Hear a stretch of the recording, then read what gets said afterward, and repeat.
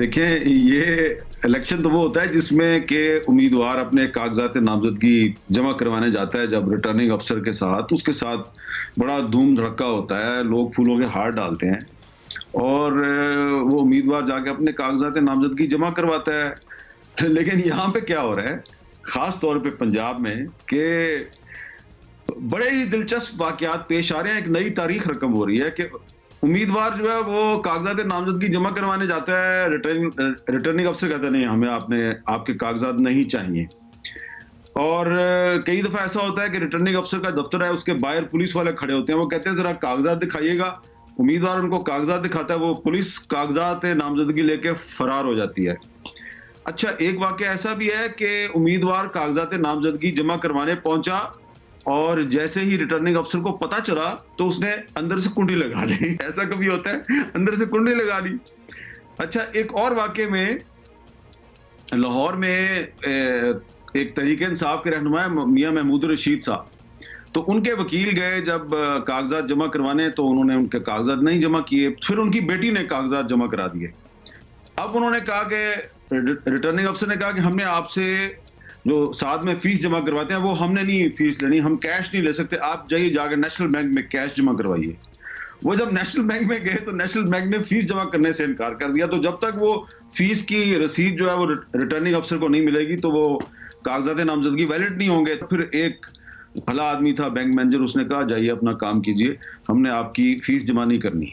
तो देखें, इसमें बाकी सब जो जमाते हैं उनके साथ तो कोई प्रॉब्लम नहीं है, लेकिन जो तहरीक इंसाफ के जो उम्मीदवार हैं उनके लिए कागजात नामजदगी जमा कराना काफी मुश्किल है। तहरीक इंसाफ के पास बल्ले का निशान नहीं है, वो कह रहे हैं जी हम हाई कोर्ट में, सुप्रीम कोर्ट में जाएंगे। लेकिन जो लोग उन्हें रोक रहे हैं, उनके उम्मीदवारों को रोक रहे हैं कि वो रिटर्निंग अफसर के पास भी ना पहुंचे, तो उन्हें तो पता है ना कि इस पार्टी को बल्ले का निशान हम नहीं दे रहे। लेकिन देखिए, वो इतने खौफजदा हैं कि उनको ये भी पता है कि इस पार्टी से बल्ले का निशान छीन लिया गया है, लेकिन इसके बावजूद अगर इसके उम्मीदवारों ने कागजात नामजदगी जमा करवा दिए और उनको कोई भी अगर निशान मिल गया, कोई भी निशान मिल गया, खरगोश मिल गया, चिड़िया मिल गई, तोता मिल गया, मैना मिल गई, कोई भी उनको इंतखाबी निशान मिल गया, तो इस पार्टी का जो वोटर है उसने वोट इसी को डालना है। तो लिहाजा वो कोशिश ये कर रहे हैं कि ना सिर्फ बल्ले का निशान छीन लें, बल्कि उनका उम्मीदवार जो है वो रिटर्निंग अफसर के पास ही ना पहुंचे। और जो पहुंच जाता है, फिर आज अभी थोड़ी देर पहले मुझे एक उम्मीदवार बता रहे थे तहरीक इंसाफ के कि उन्होंने जिस हलके से अपने कागजात जमा करवाने थे, उन्होंने बड़ी चालाकी की, वो उस हलके की बजाय वो साथ वाले हलके में चले गए, वहां से उन्होंने कागजात जमा करवा दिए। लेकिन जब वो वापस अपने पहले हलके में आ रहे थे तो फिर उनके घर पे छापे पड़ने शुरू हो गए, फिर वो खामोशी से गए और वहां से भी अपने कागजात उन्होंने विड्रॉ कर लिए। तो ये सूरत हाल है। तो लेवल प्लेइंग फील्ड तो अब एक बहुत छोटी चीज है।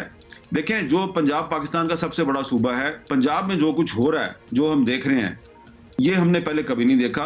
बाकी सिंध है, खैबर पख्तूनख्वा है, बलोचिस्तान है, वहां पे इस तरह के वाकयात बहुत कम है, लेकिन पंजाब में तो बहुत बुरी सूरत हाल है। और कोई भी पार्टी स्वीप कर जाए पंजाब में, लेकिन इसको इंटरनेशनल लेवल पे इलेक्शन कोई नहीं मानेगा। देखिए, पाकिस्तान में कोई नजरियाती सियासत नहीं हो रही, पावर पॉलिटिक्स हो रही है। मसलन मैं आपको अपनी जाती बात बताता हूँ, मुझे कोई दिलचस्पी नहीं है अब इस इलेक्शन में, जाती तौर पे। पहले होता था ना, हम सोचते थे कि यार ये पार्टी अगर आ जाए तो ये वाला अच्छा काम हो जाएगा, अगर ये पार्टी आ जाए तो ये अच्छा काम हो जाएगा। अब सूरत हाल ये है कि कोई भी पार्टी आ जाए, पावर पॉलिटिक्स हो रही है। और पार्टियां जो हैं, जो जिस पार्टी का वजीर आजम बनेगा, सबको पता है वो वजीर आजम बेख्तियार होगा, और जो काबीना आएगी वो भी बेख्तियार होगी। तो इसलिए पार्टियां जो हैं वो इंटरेस्ट नहीं ले रही कि अपना मैनिफेस्टो सामने लेके आए, लोगों से वादे करें, हम ये करेंगे, हम ये करेंगे। यहाँ तो सारा जोर ये है कि जिन्होंने वजीर आजम बनाना है उनको किसी तरीके से खुश कर लें, और कोई नजरिया वजरिया नहीं है। इसमें तहरीक इंसाफ भी शामिल है, क्योंकि तहरीक इंसाफ जो है वो कोशिश तो उसने भी की ना बहुत कि उसके साथ भी डील हो जाए, लेकिन उसके साथ डील नहीं हुई। तो अभी भी अगर कोई चाहे कि तहरीक इंसाफ के साथ डील कर लें, तो तहरीक इंसाफ ये सारा एंटी एस्टेब्लिशमेंट बयानियां छोड़ देगी और उनके साथ जाकर डील कर लेगी। तो ये इलेक्शन डे वाली धांधली जो है, उसकी बजाय अब प्री पोल रिगिंग की जा रही है और रिटर्निंग अफसर तक ही नहीं उम्मीदवार पहुंचता।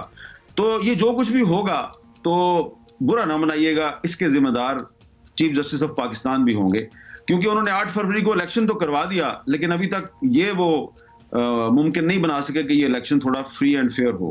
कम से कम ऐसा तो होना कि हम इलेक्शन वाले दिन जब इंतखाबी नताइज पे तबसरा कर रहे हो तो हम कहें कि हाँ जी ये इलेक्शन हुआ है, इसमें फलां जीता है और फलां हार गया है। ये तो लग ही नहीं रहा, ये तो अभी पहले सबको अभी से पता है कि कौन जीतेगा कौन हारेगा। प्यारे नाजरीन, ये थे हामिद मीर साहब, जो बड़े ही खुशगवार मूड में तबसरा कर रहे थे। वो कह रहे थे पीटीआई को लेवल फील्ड नहीं मिल रहा। वो बड़े ही खुशगवार मूड में इन वाक़यात को पेश कर रहे थे जो पीटीआई लीडरान को पेश आ रहे हैं। वो कह रहे थे कागज़ात नामज़दगी जमा करवाते वक़्त पीटीआई लीडरान के कागज़ात छीने जा रहे हैं। वो कह रहे थे बाज़ रिटर्निंग अफीसर पीटीआई लीडर को देखकर अंदर से दरवाज़ा बंद कर लेते हैं। वो कह रहे थे नेशनल बैंक के एक मैनेजर ने भी पीटीआई के लीडर की फ़ीस जमा करने से इनकार कर दिया। हामिद मीर साहब कह रहे थे मुझे इस इलेक्शन से कोई दिलचस्पी बाकी नहीं रही। हामिद मीर साहब बड़ी ही मायूसी का इजहार कर रहे थे। वो कह रहे थे ऐसे इलेक्शन का क्या फ़ायदा जिसके रिज़ल्ट पहले ही मालूम हों। वो निगरान हुकूमत और इलेक्शन कमीशन को आड़े हाथों ले रहे थे। प्यारे नाजरीन, ये थी मुख्तसर सी ख़बरें। इसके साथ ही हमें इजाज़त दीजिए। पाकिस्तान पाइंदाबाद।